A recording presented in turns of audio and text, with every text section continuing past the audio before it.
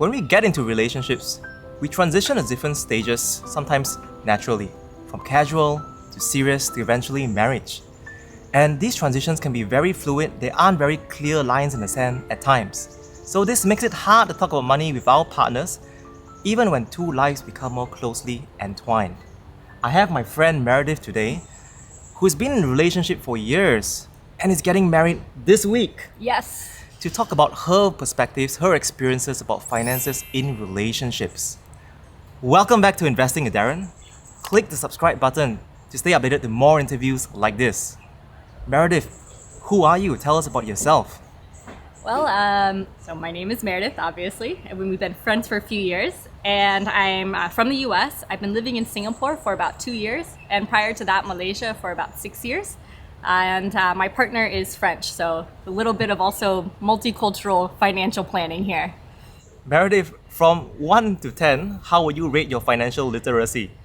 Well, it's a good question, Daren. I told you before this video is that I actually asked my partner, and I gave myself, I thought, a fair ranking of a 5, and I was giving him an 8.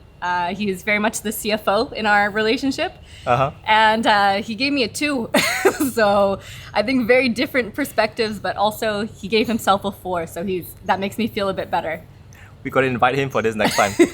So you're watching this, come to the next one. Meredith, what's your mindset when it comes to finances in relationships? So our mindset is very much to be open and honest and talk about money freely, and also just to jointly plan. So we're very upfront about our money situation, even years ago when we first started dating. So when you think about finances in relationship, both partners, do you believe that both should pay an equal absolute share when it comes to finances, or should the one earning more contribute more? So for us, we actually, depending on the person who earns more, they do contribute more. And we've had situations where sometimes he earns more or sometimes I earn more, and we just adjust accordingly. You mentioned you're quite open with your partner when it comes to talking about finances. Now, we've been in many relationships in our life, and that's helped us mature in the way we think and approach it. How has that changed and evolved for you?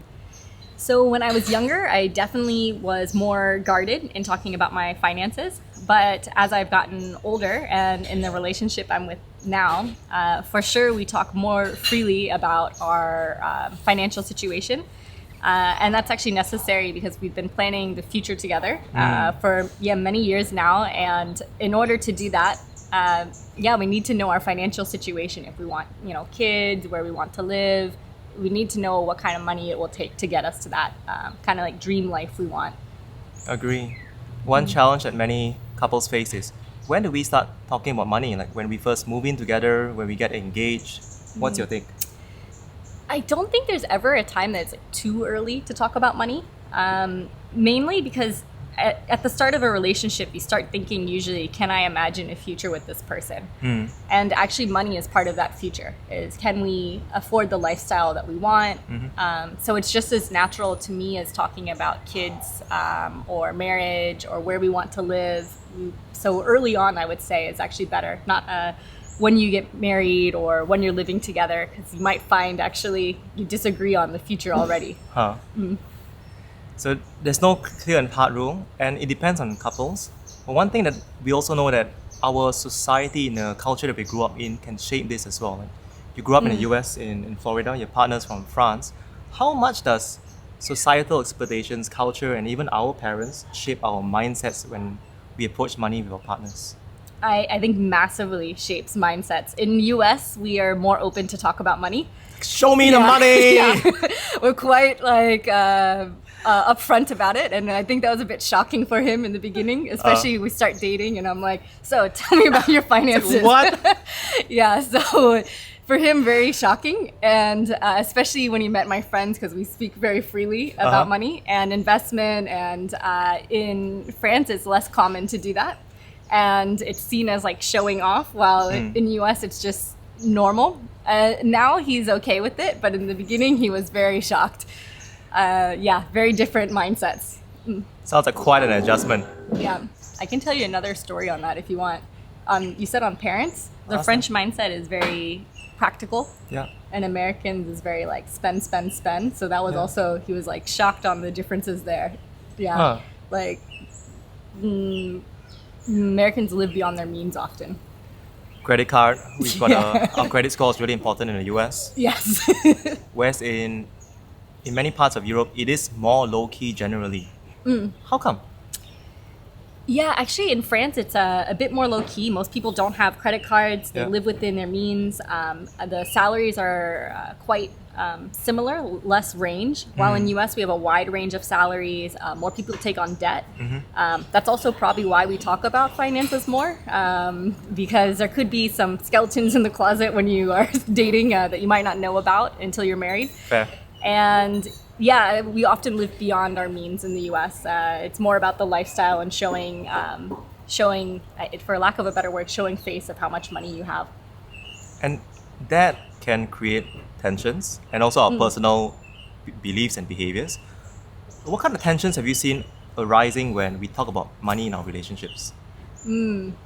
Yeah, so I think the living beyond means can be one.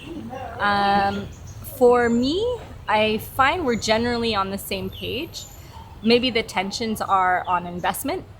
He's definitely more financially literate than me, and he has a better vision of what to do when you have extra money. And for me, that's a lot of education that needs to be done. I'm quite good at money before that point, and so yeah, we're kind of learning, but I think that's with all finances. It's a bit of a learning process. We watch a lot of YouTube videos and spend a lot of time on forums learning on what to do. How do you try to reconcile differences in money habits? And where do you draw a line? For money habits, we are quite similar in how we spend, so we haven't had too many issues there. Maybe we spend or splurge on different things. Like for me, it's beauty and makeup. For him, it's definitely tech. I need to meet him. Yeah. Same. So yeah, actually, I'm sure it's same with your wife, and yeah. So there's differences there. So we kind of respect what each other want to splurge on. Yeah. While I will never understand some of the things he wants to spend a lot of money on. Same when he looks at a bill from a beauty product, he's like, "What?" So we just have to respect our indulgences within reason. A big word that you call out here is respect. We respect each other in many ways as partners. Romantically, as friends, we're often best friends. Our philosophy or political beliefs or religion. How do you learn to respect different financial philosophies? What was that journey for you? I think that's a great question. Definitely, it's being okay with what the other person values and understanding that people have different values. So how he spends his money might be different than I do, but there's no right or wrong way. It's just different preferences. And also, when you talk about cultures, I think also an awareness of our own spouses or partners' backgrounds. Like if a partner came from a less well-to-do background, often we would be more conscious about money. But then balancing that to not let the past trauma make us penny wise and pound foolish. Whereas someone else from a more comfortable background may have a very different view or get very annoyed by small things. Why are you saving $5 when you're earning $50,000? Yeah, I think that's a great point. We come from very different backgrounds, and definitely it takes an understanding of how it works for us. So when he met my parents, for example, he was like, a lot of things are clicking right now. And that helped us understand each other better. So true. What is one tip you have for young couples on talking money in relationships? Be open and honest with each other. Leave no skeletons in the closet. That will be issues later. Just be upfront, even on the good and the bad. Being open, and it is scary to be open because we are exposing ourselves to someone who clearly matters a lot to us, and we don't want them to judge us too harshly. We don't want it to be a deal breaker in relationship as well. Do you have a specific scenario where this happened and how you navigated it? Just for us to learn through your experiences. Yes, I think you said the word judgment. I think that's actually the part that's scary is that you're worried someone will judge your finances. For example, for me, my finances are an open book with my partner, and I was very worried he would judge. And at first, when we opened accounts to each other, and instead he withheld it, which was good, and gave me advice on how I can invest better, and it made it less scary. But the key was withholding judgment, because I was very scared that he would judge that I spend too much, I don't save properly. And he said, "No, I see the situation. let's work through this and figure out like the best path forward for the outcome you want."